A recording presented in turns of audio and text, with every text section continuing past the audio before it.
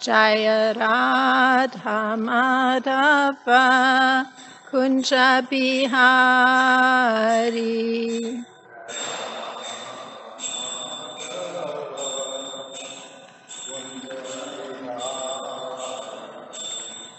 Gopi Jana Vallabha Girivaradari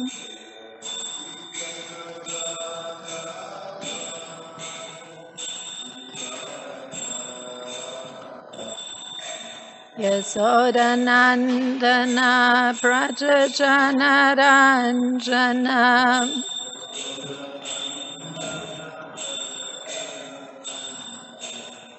Yamunatira Vanachari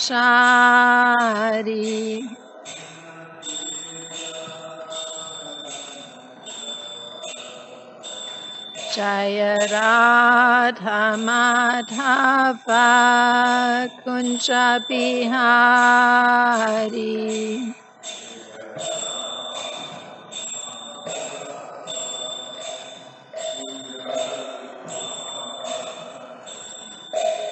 Gopi Jana Vallabha Girivaradari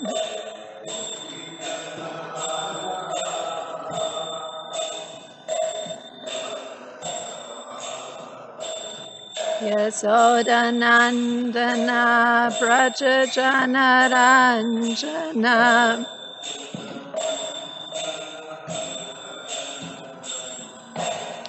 Yamunatira Vanachari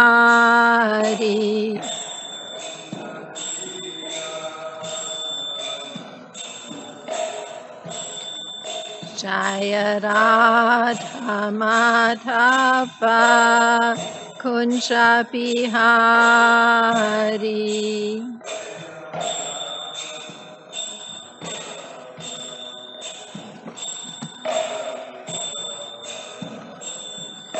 Gopi Jana Vallabha Girivaradari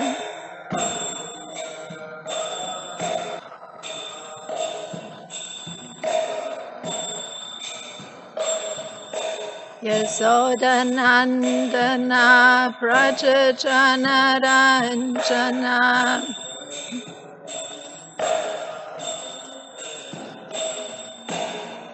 Yamunatira Vanachari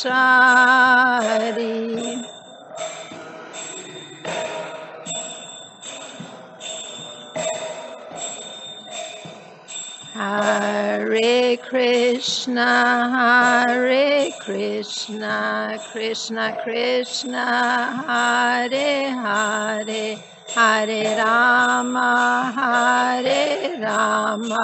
Rama Rama, Hare Hare.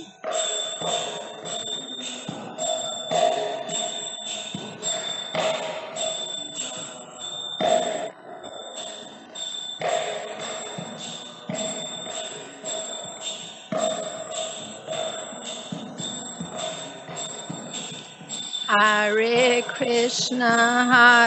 Krishna, Krishna Krishna, Hare Hare, Hare Rama, Hare Rama, Rama Rama, Hare Hare.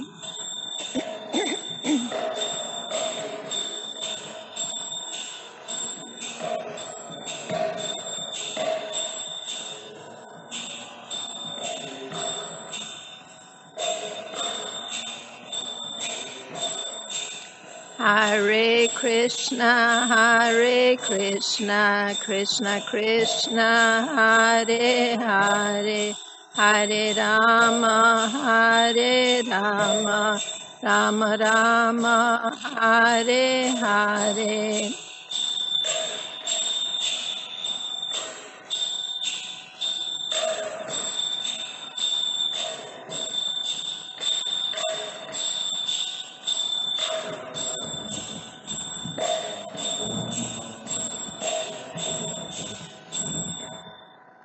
Kishore Kishori ki jai, Jagannath Baladev Subhadra Marani ki jai, Gaunitai ki jai, Srila Prabhupada ki jai.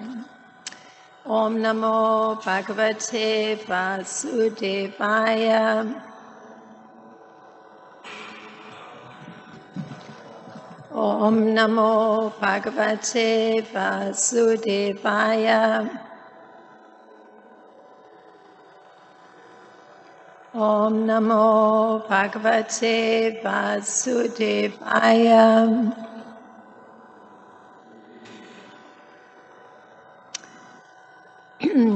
So today, continuing with chapter 48 from Canto 10, and there's one text, text 26.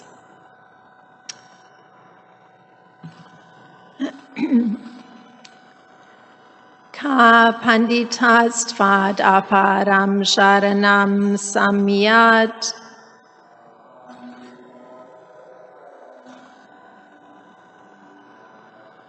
Bhakta priya drita gira surda krita gnat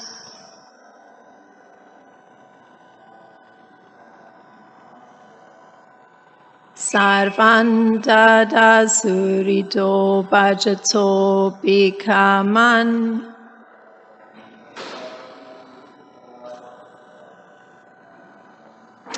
Atmanam api upachaya pachayo nayasya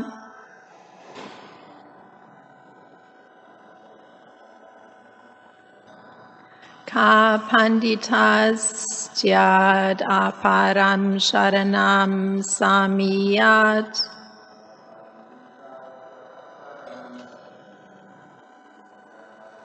Bhakta priya drita giraha surida kritagnat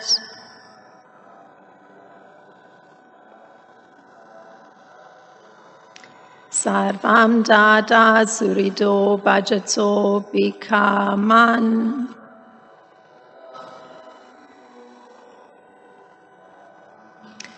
Atmanam api upachaya pachayo nayasya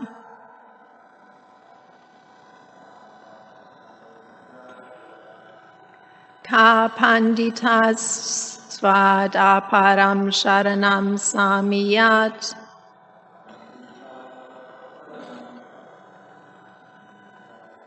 Bhakta priya drita gira surita kritagnat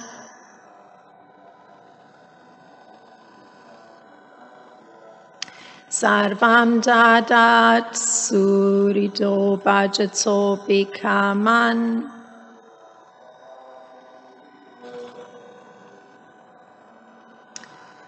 Atmanam api upachaya pachayo nayasya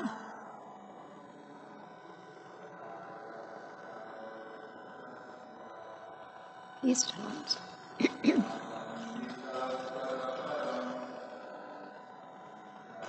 Ka panditas aparam sharanam samiyat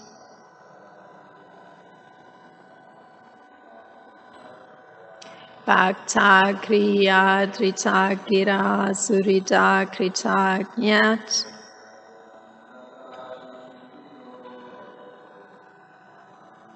Sarvam dadat surito bhajato vikaman.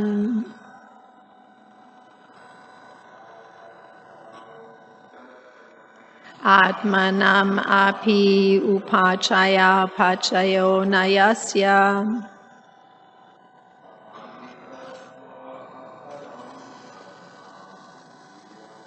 Ka panditastat aparam saranam samiyat.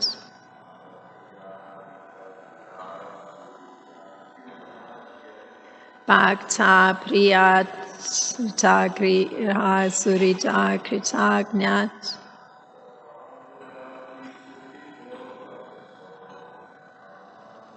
Sarvam dadat surito bhajato bikaman.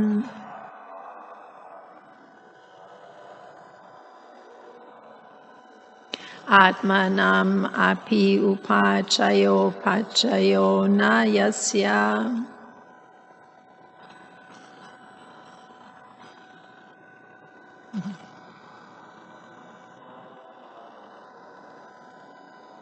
Ka paritastvat aparam saranam samiyat.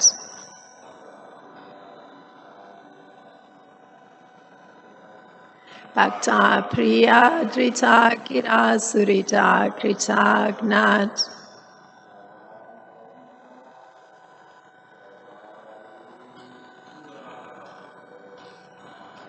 Sarvam dadat surito bhajato bikaman.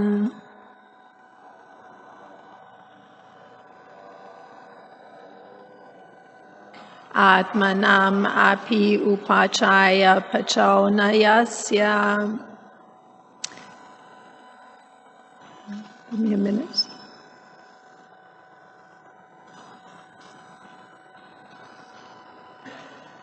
Okay. The word for word. Ka, what? Pandita, scholar. Tvat, other than you. Aparam, to another. Sharanam, for shelter. Samyat, would go. Bhakta, to your devotees. Priya, affectionate. Rita, always true. Griha, whose words. Surita, the well-wisher. Krita, gnat, grateful. Saran, maybe my computer does it wrong. Or, dadati, you gave. Surita, to your well-wishing devotees. Bhajata, who are engaged in worshipping you. Abhikaman, desires. Atmanam, yourself. Api, even. Upachaya, increase. Upachayo, or diminution. Na, never. Yasya, whose. And the word for word, and the translation after the word for word by the disciples of Srila Prabhupada. What learned person would approach anyone but you for shelter when you are the affectionate, grateful, and truthful well-wisher of your devotees? To those who worship you in sincere friendship, you reward everything they deserve, even your own self. Yet, you never increase or diminish. And the purport. This verse describes both the Lord and his devotees as surita, well-wishers. The Lord is a well-wisher of his devotee, and the devotee lovingly desires all happiness for the Lord. Even in this world, an excess of love may sometimes produce unnecessary solicitude. For example, we often observe that a mother's loving concern for her adult child is not always justified by an actual danger for the child or to the child. A grown child may be wealthy, competent, and healthy, and yet the mother's loving concern continues. Similarly, a pure devotee always feels loving concern for Lord Krishna, as exemplified by Mother Yashoda, who could only think of Krishna as her beautiful son. Lord Krishna had promised Akrura that after killing Kamsa, he would visit his home, and now the Lord kept his promise. Akrura recognizes this and glorifies the Lord as Ritam,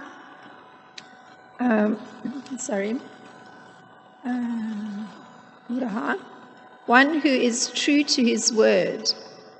The Lord is Kritagnya, grateful for whatever little worship a devotee offers, and even if the devotee forgets, the Lord does not. Om Jnana Timirandasya Gyananjana Shlakaya Chakshurin Militam Yena Tasmai Shri Gurave Namaha Shri Chaitanya Manopistam Stapitam Yena Bhutale Swayam Rupa Gadamayam Dadati Svapadantikam Vandeham Shri Guru Shri Yuta Padakamlam Shri Guru Vaishnavamscha Shri Rupam Sagrajatam Sahagana Ragutam Vitam Sajivam Sadvaitam Savadutam Parijana Saitam Krishna Chaitanya Devam Shri Radha Krishna Padan Sahagana Lalita Shri Vishaka Vitamscha. Hey Krishna Karuna Sindhu Dina Bandho Jagatpate Gopesha Gopika Kanta Radha Kanta Namostute Tapta Kanchana Gourangi Radhe Vrindavan Ishvari Vrishabhanu Sute Devi Pranamami Hari Priye Panchakalpa Tarubhyascha Kripa Sindhubhya Evacha Patitanam Pavanebhyo Vaishnebhyo Namo Namaha. Namo Vishnu Padaya Krishna Prasthaya Bhutale Srimati Ramapada Swami Iti Namine. Namo Vishnu Padaya Krishna Prasthaya Bhutale Srimati Bhaktivedanta Swami Iti Namine. Namaste Saraswati Deve Gauravani Pracharine Navishesha Sunyavadi Paschatya Deshatarine. Jai Shri Krishna Chaitanya Prabhu Nityananda Shri Advaita Gadadhar Shivasadi Gaura Bhakta Vrinda. Hare Krishna Krishna Krishna Hare Hare Hare Rama Rama Rama Hare Hare.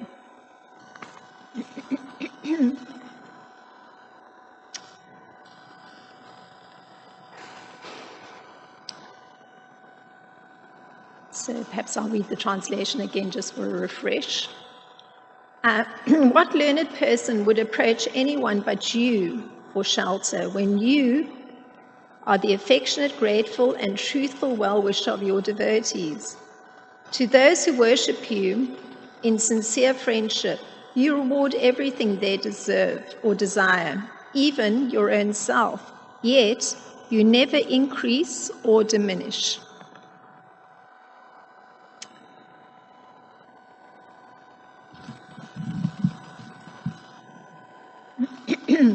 So in the commentary of Srila Vishwanath Chakravarti Thakur from Sarartha Darshini, there's a rhetoric question that is asked by Akrura. So he's rephrasing And of course, with Srila Vishwanath Chakravarti Thakur, it's going more into the internal process of the person. So he rephrases the question asked by Akura more in a rhetorical way. And this is how Akura's question emerges. What learned person would surrender to anyone other than you, who are true to your word, having kept your promise to come to my house after killing Kamsa? So if one goes back, that promise that Krishna had made had been, so these were the words of Krishna, this was his promise that he'd made to Akura. I will come to your house with my elder brother, but first I must satisfy my friends and well-wishers by killing the enemy of the Yadu clan. So this was way back, the 41st chapter. So Akura's understanding of Krishna had been as Yadu Uttama, or best of the Yadus. Because remember, he's a minister in Kamsa's court, and he's also has this particular relationship of servitude towards Krishna, where he's also seen him as a Kshatriya, so best of the Yadus. So in fact, Krishna at that time, when he made this promise, he had given confirmation to this understanding that Akura had of him by saying, since I am the best of the Yadus, I must kill the enemy of the Yadus, Kamsa, and then I will come to your house. Now, Lord Krishna's precondition of needing to satisfy his friends and his well-wishers is in keeping with his statement regarding his role, and also it goes a little bit deeper because there's a kind of progressive march on the part of the living entity. And these are words that Srila Prabhupada uses, progressive march. And we can understand something of this, this precondition that Krishna is giving before he comes to Akura, or to visit Akura's house, through something that he actually communicates in the 9th chapter of Bhagavad Gita, verse 18. He says, I am the goal, the sustainer, the master, the witness, the abode, the refuge, and the most dear friend. And he expands it even further. I am the creation and the annihilation, the basis of everything, the resting place and the eternal seed. So, as Srila Prabhupada explains, through a generalization of why one takes shelter of Krishna. So he explains it this way. Everything is resting on Krishna's energy. Therefore, without Krishna's energy, nothing can exist. Krishna is the supreme ruler. So best of the Yadu, supreme ruler, because everything belongs to him. And everything exists on his energy. Krishna, situated in everyone's heart, is the supreme witness of every action. And the residences, countries or planets on which we live are also Krishna. Krishna is the ultimate goal or shelter And therefore one should take shelter of Krishna, either for protection or for the annihilation of his distress. So this is how Srila Prabhupada explains this statement. And I'm highlighting this because it's connected to Krishna expressing this desire to actually look after his friends and well-wishers, give them protection. And his way of giving protection was to kill King Kamsa. So I'm just highlighting how Krishna himself is in this extraordinary position of being the supreme ruler, but at the same time, actually that everything is resting on his energy, everything in existence. So this is this highlights that kind of necessity for taking shelter of him in the way that Akrura has done, and his other well-wishers, which we'll come to hear how they've taken shelter of him through their thinking and understanding. So Srila Vishwanath Chakravarti Thakur, he has Akrura continuing, so the internal thinking of Akrura. These are the words. You are the well-wisher of your devotees. Akrura is thinking this.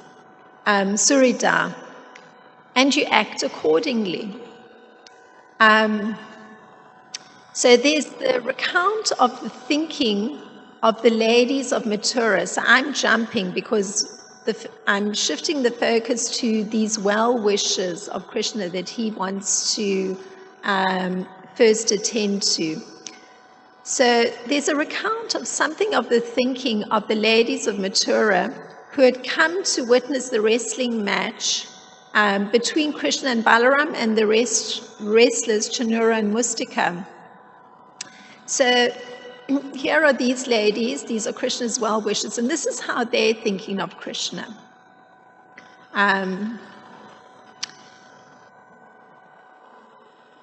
So it may seem like a bit of a jump, but it's their internal thinking, and this is when they've come to this wrestling arena. When the gopis hear Krishna playing his flute as he leaves Raja in the morning with his cows, or returns with them at sunset, the young girls quickly come out of their houses to see him. They must have performed many pious activities to be able to see him as he walks on the road, his smiling face mercifully glancing upon them. So this is something of their thought process as they viewing Krishna in this wrestling arena. So this is one category of his well-wishers. And it sort of ties in with that idea that was expressed in this purport, that the devotees of Krishna are well-wishers of others because they're meditating on how extraordinary the gopis are. What amazing things, pious activities they must have done that they actually can see Krishna walking on the road as he's returning with his cows. And then as the women are speaking like this, O hero of the Bharatas, Lord Krishna, the master of all mystic power, made up his mind to kill his opponent. So that's a statement that follows on the lady's thinking. So Sukadev Goswami states, as the women are speaking, Krishna makes up his mind that he's going to kill his opponent. So there's mention too of the thoughts of his parents at this event, so other well-wishers. Having heard the ladies say, so the parents hear the ladies pass this comment, what comparison can there be between these two professional wrestlers with limbs as strong as lightning and bodies resembling mighty mountains, and these two young immature boys with exceedingly tender limbs?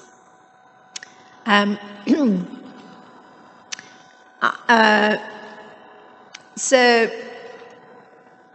the response or the emotion it elicits from his parents when they hear the ladies pass this comment, drawing the attention to the fact that this is such an unfair match, because there's these two very young boys and two huge wrestlers. So Devaki and Vasudeva, they became overwhelmed with sorrow when they heard the ladies' fearful statements. So they grieved, not knowing the strength of Krishna and Balaram. And with them lamenting that they had not kept their sons at home, and asking themselves why they had allowed Krishna and Balaram to participate in this corrupt exhibition. And then hearing how Krishna acts accordingly, you get how Krishna is responding. Because this is what Krishna does. This is quoting from Bhagavatam. Krishna grabbed Chanura by his arms, swung him around several times, and hurled him onto the ground with great force. His clothes, hair, and garlands scattering, the wrestler fell down dead like a huge festival column. So, Krishna's as the witness within the heart. He's hearing these thoughts of his parents, these ladies, all his well-wishers, and he acts accordingly. He just wipes out the wrestler, hurls him on the ground. It's like a huge column that just falls. That's the end of the wrestler. He literally collapses.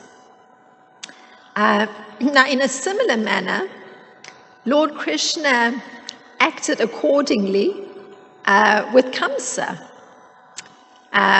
Because there was Kamsa with sword in his hand and moving quickly from side to side like a hawk, or like a hawk in the sky. And he found himself being powerfully seized by Krishna. And this is the description: grabbing Kamsa by the hair and knocking off his crown. The lotus-naveled Lord threw him off the elevated dais onto the wrestling mat. Then the independent Lord, the support of the entire universe, threw himself upon the king. So that's the description in the Srimad Bhagavatam of, Krishna acting accordingly. And it's to highlight, something of the background to the precondition he gave prior to his visiting Akura's home. So I'm highlighting what transpired.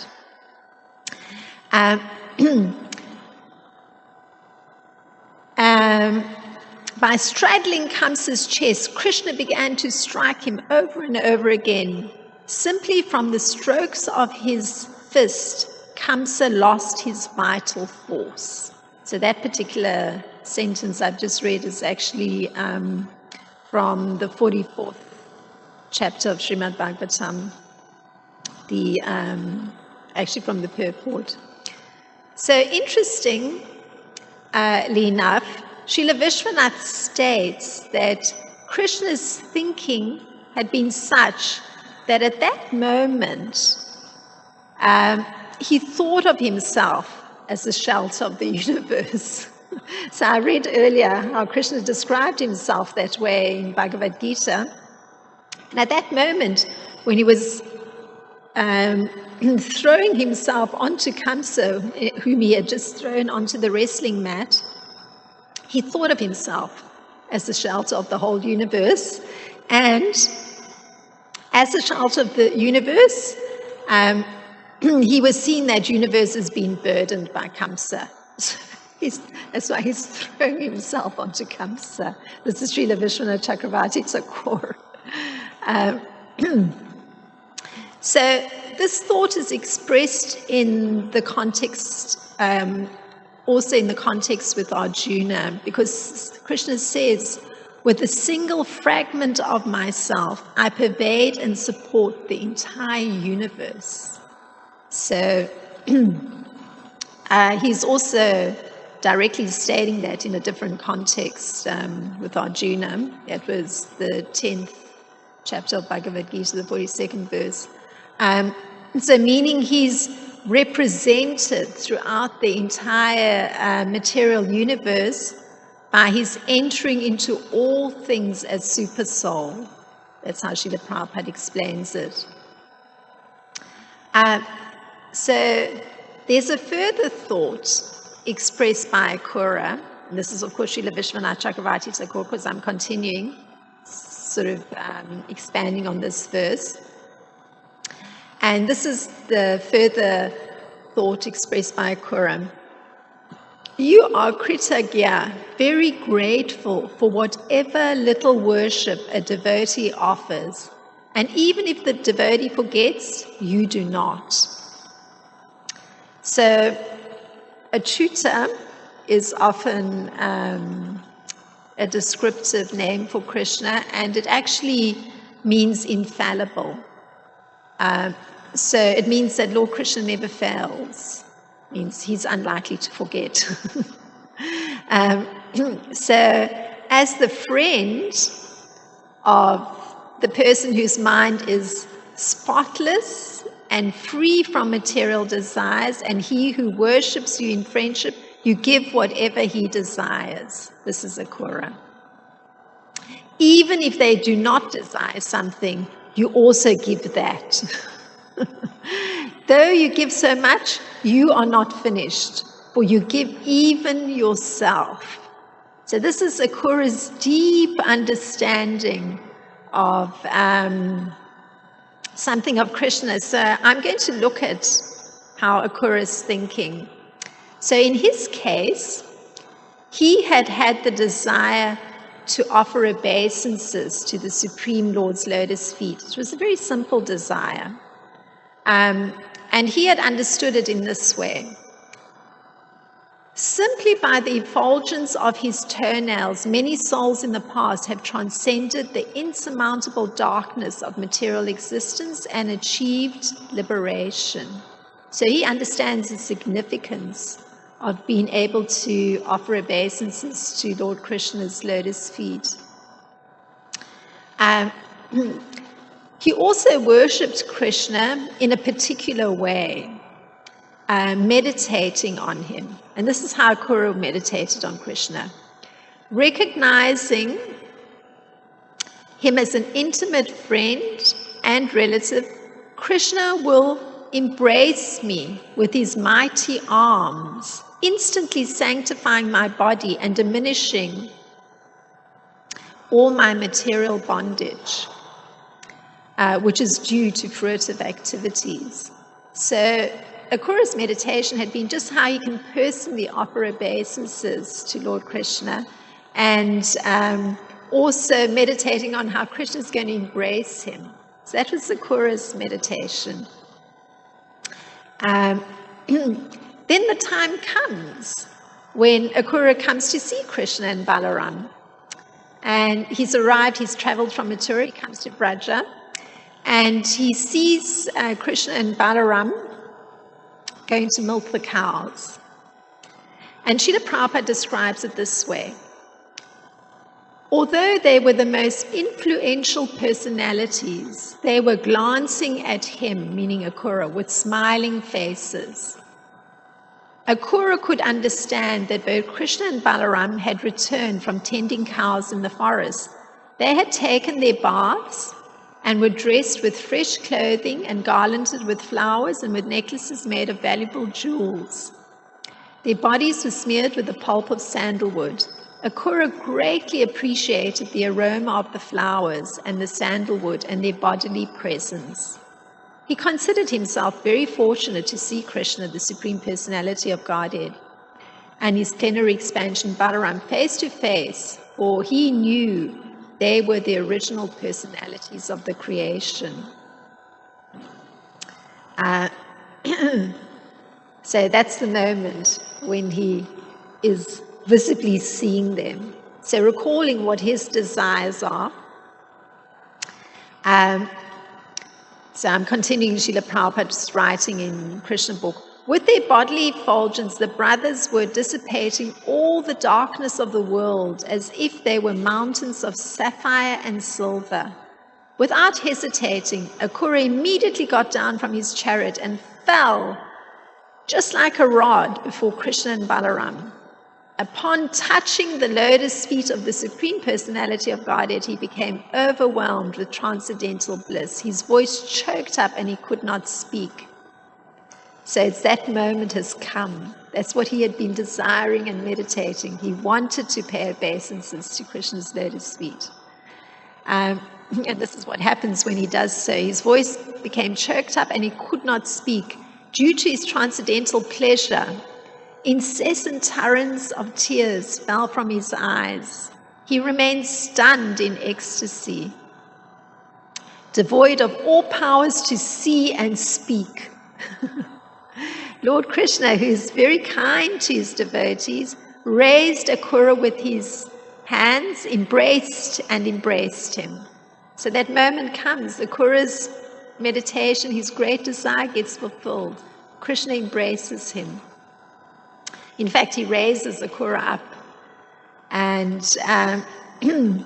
it appeared that Lord Krishna was very much pleased with Akura, and Balaram also embraced Akura. So that's the description in Krishna book by Srila Prabhupada writing. So indeed, Akura, his statement is borne out by his experience that worshipping Lord Krishna in friendship has one receive whatever one desires. So it's borne out by his particular experience. And finally, Srila Vishwanath has Krishna speaking to Akura. But if I give, so this is, remember, this is the internal dialogue. But if I give myself, will I not be left with nothing? That's Krishna's question to Akura. And Akura answers, as per Srila Vishwanath, this is his answer. No, for you there is never increase or decrease. And that was that word, upachaya pachayo na. Even though all the objects in millions of universes are brought to you as offering by millions of Brahmas and other demigods, still you do not increase. And though you give everything to your devotees, including even yourself, you do not decrease. This is because you possess inconceivable, unlimited energy. So that's the reason. So this is Akura's understanding and how he responds to Krishna. And it's interesting because he's thinking about how demigods or millions of Brahmas may be bringing something to Krishna or offering something to Krishna. It's not that Krishna is increasing suddenly. And it's interesting, if you take one of those demigods, Lord Brahma himself, he gives a similar prayer. He says, in time, learned philosophers or scientists might be able to count all the atoms of the earth, the particles of snow, or perhaps even the shining molecules radiating from the sun, the stars, and other luminaries. But among these learned men, who could possibly count the unlimited transcendental qualities possessed by you, the Supreme Personality of Godhead, who have descended onto the surface of the earth for the benefit of all living entities? So a very similar idea expressed by Lord Brahma, but from a different angle, highlighting the unlimited qualities of Krishna that, you can't even count them. And even if one were able to count progressively all the more subtle elements in the universe, the particles of snow or the particles of air, still you couldn't count the transcendental qualities of Lord Krishna. So one could say that Lord Krishna descends to the earth and he exhibits his godly qualities himself and inspires such qualities in others just by hearing Akura's beautiful meditation and what he came to understand. And if one develops such qualities found in the Lord, he receives immeasurable benefit and eventually goes to the Lord's abode, where everyone is endowed with a transcendental nature. So, of course, today we've been hearing something of Akura's incredible transcendental nature. So if there's some thought on this topic, or something to expand the discussion.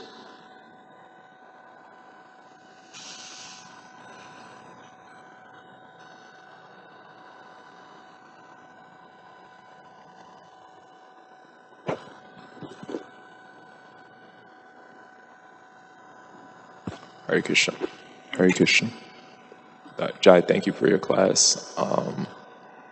You made a lot of wonderful points, but the most significant point in your class in this purport, and a point that was brought up to me a few times within the last week, is gratitude, actually.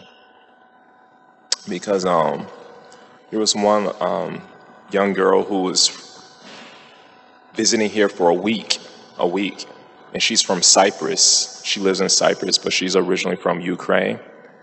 And she asked her brother to bring her to the temple for a week, but finally the last day she was here, her brother brought her. And me and Amarama Prabhu, we were sharing, she said she was going to the Bhakti Center. I said, yes, my brother lived there, and she knew my brother also from Wisdom of the Sages podcast. And we just did a little kirtan for her, and gave her prasadam, shared a little Krishna consciousness, and she's kind of new, only been in there maybe 2 years max, maybe less. And her enthusiasm and gratitude was like skyrocketed.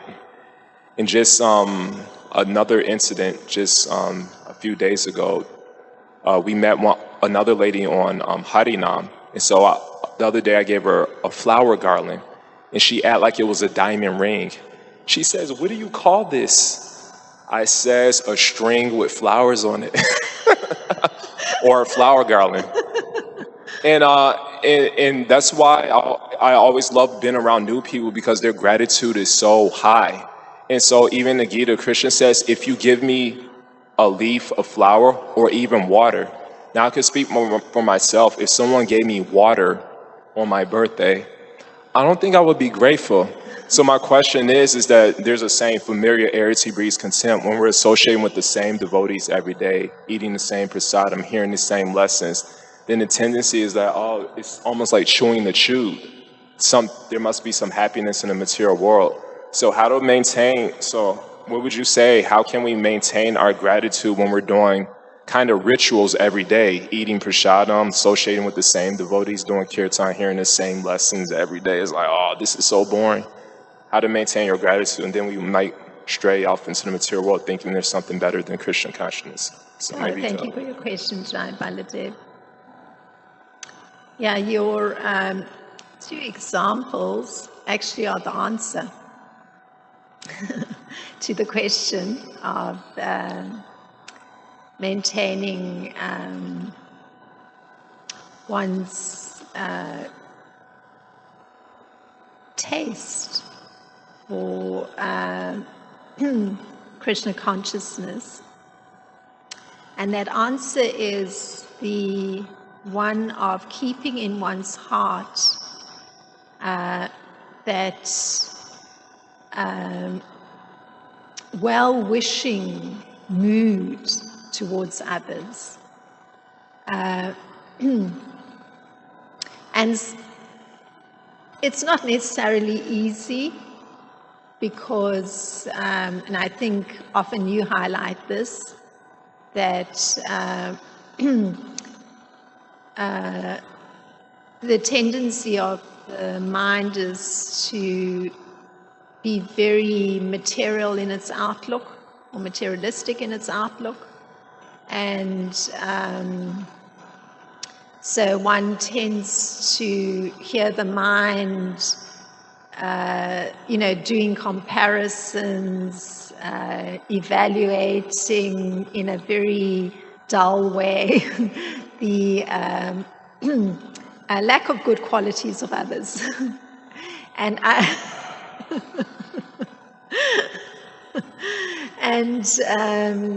so that's why I think that experience of feeling so refreshed when it can be even strangers who get touched by a gesture that actually is a well-wishing gesture. That's what they're responding to. It's a transcendental well-wishing gesture. So,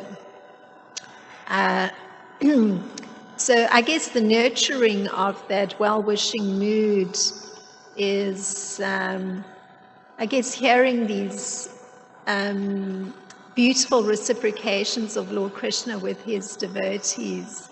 It's very touching, and so if one carries some of that in one's heart, it assists in keeping up that well-wishing mood towards others, because it's just, there's so much beauty and I guess strength that comes from hearing these reciprocations of Krishna with his devotees, especially when you hear that the devotees themselves are also wishing well for others. It just creates a whole internal atmosphere of goodwill, and that can help a great deal. And in fact, it's that feeling of that you were expressing of liking to be around or getting exposed to persons very new, getting touched by a transcendental gesture that you perform, actually it can be as extraordinary being around the regular lot that one is around, because if you reflect, you realize that actually some little gestures were made here and there by other devotees that were for one's benefit, without one, one is so accustomed to thinking, oh, it's the same old thing, that's how the mind is, oh, it's the same old routine, it's the same old faces. But then if one reflects, one realizes that little gestures are made here and there that actually sort of erodes something of the materialism of the mind. That's a thought.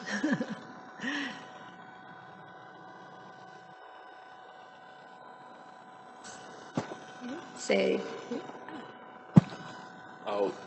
Thank you for your answer. I really appreciate that, being a well-wisher of others. And it's hard to be the well-wishers of others when they're not the well-wishers of you.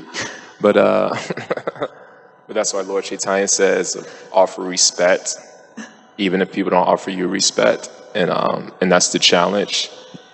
And also, as far as gratitude is concerned, something I wanted to bring up last night at the program with His Holiness Ramapat Maharaj. He brought up the pastime of 20,000 and how many kings? 800. Okay, there's a pastime in the 10th canto, chapter 73, where Jarasandha, the demon, enslaved over 20,000 kings, and I guess they were devotees of Krishna, and so he put them in a cave, and they were gonna basically starve to death until Lord Krishna rescued them. Now, the interesting thing, I actually made sure I had the reference because I think it's very important in regards to our association with devotees. And I was going to bring this point up last night, but I didn't. So the reference is the 10th canto, chapter 73, verse 9, 1073, 9. So when Lord Krishna rescued these kings from the verge of death, of course, they're naturally going to be grateful to Lord Krishna because he saved them from their death. But the funny part is, they were also grateful to Jarasandha this verse says. And the reason is, they says, my dear Lord Krishna, before Jarasandha enslaved us, we were supposed to be your devotees, but we were arguing with each other over money, fame, and power. And therefore, we were thinking devotee association is a curse. And then Lord Krishna made him realize, oh, if you think devotee association is a curse, I can make it much worse for you through Jarasandha, through almost experiencing death. And so when they almost experiencing death, they were thinking, now we're grateful to each other and we're not going to waste our time arguing. So I usually compare that to sometimes devotees, we argue with each other, let's say in the lobby. But suppose now we have security problems sometimes, and that's why we lock the doors. Suppose a guy with a gun came in and threatened to shoot all of us. But somehow by Krishna's will, he leaves. Then we'll see devotee association as a blessing. Oh, it's not that bad, actually. And this is one thing that I keep in mind all the time, that Krishna can always make it worse for you when you offend devotees, when you're not their well-wishers. He can always make it much worse to you. So that was just one point I thought of. Maybe you could expand on that. It's not really a question, but it's something I keep in mind all the time. Krishna will make it worse for you, or can and will, if you don't appreciate and you're grateful to devotees. And that's happened in my life. Well, that's an interesting observation on your part, Jai Baladev.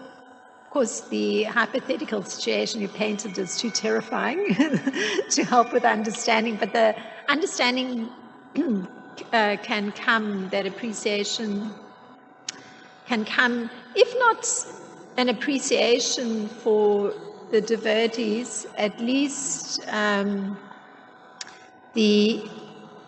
through the situation where Krishna makes things worse, which was your observation.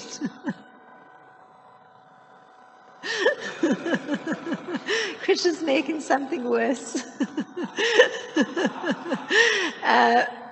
Then actually the extraordinary thing is that it's again his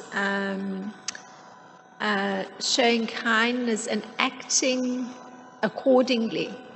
So the fact that one actually goes through something difficult allows one to drop some of those old, I'd say, like patterns in the mind, patterns of thinking. So it actually ends up being something beneficial to one, that more difficult situation that Krishna put one in, because literally one is able to then discard a whole lot of junk out of the mind.